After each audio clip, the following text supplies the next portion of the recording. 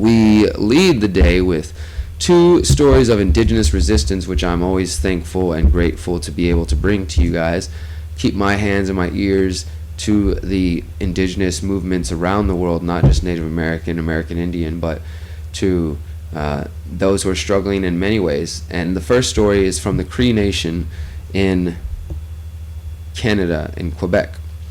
On last Sunday, members of the Cree Nation Youth Council began a Stand Against Uranium, that's a hashtag, Stand Against Uranium, solidarity march to raise awareness on the Cree Nation's opposition of uranium development on their land. Now, there's been a long fight since the 70s.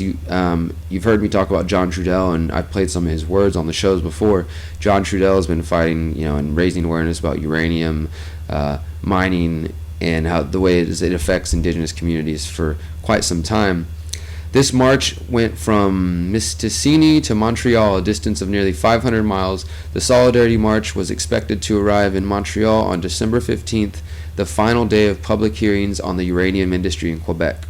And for more information on that story, please visit standagainsturanium.com. And of course, you can search the hashtag #StandAgainstUranium on Twitter and probably on Facebook even, and you'll find posts about that. I've got some good pictures and been following their progress. It's a great thing to see the youth of any nation, but specifically the youth of an Indigenous nation still fighting this fight.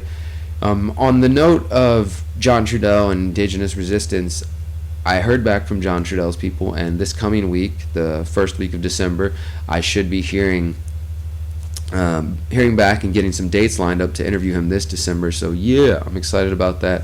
Really stoked and honored to be able to speak with John and others who've been around for a while. So look out for that, guys.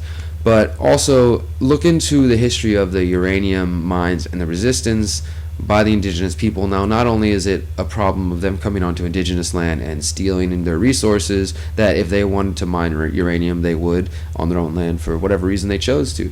But instead, it's also about the crimes that are the crimes against their health and against the environment. This is one area that Indigenous people seem to understand better than most Western modern nations, is that we have to live in harmony with the planet. And yesterday it really hit me when I was thinking about the idea that if any system, whether we call it capitalism, socialism, whatever economic, political system that we can conjure up, any system that is based around using finite resources is unsustainable and will ultimately always end up bad for the people and for the environment and for the animals and for the planet. I mean, we have to recognize that. So I don't care what you want to call your system, anarcho-capitalism, whatever it is, agorism, if you are creating and working towards an unsustainable solution, then that is a problem, and you're starting off on the wrong foot. And when you start off on the wrong foot, then you're headed down the wrong path. And when you're headed down the wrong path, then you need to rethink it and get back towards a path that will serve your purposes.